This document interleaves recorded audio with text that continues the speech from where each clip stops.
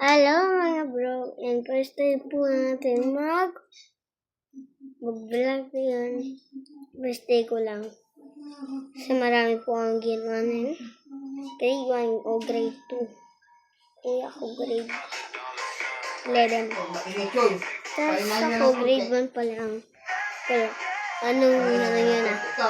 Grade niya. Kung subscribe na din kayo, mag-comment na din kayo para bago natin simulan ito. Okay, nanonood pa tayo. Dilim-dilim sa pinapatulog ng baby. Ang kapatid ko na si Isay. Yung pamilya ko po doon sa Manila. Yung yaya ko dito sa yaya ko. Hindi naman yun. And ito rin tayo ng bukas. Mag-vlog naman tayo ng pasok. Sinipulong.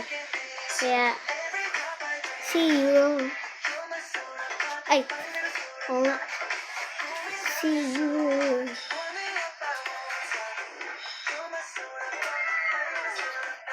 See you ano? See you tomorrow. See you tomorrow mga bro. And peace out. Subscribe!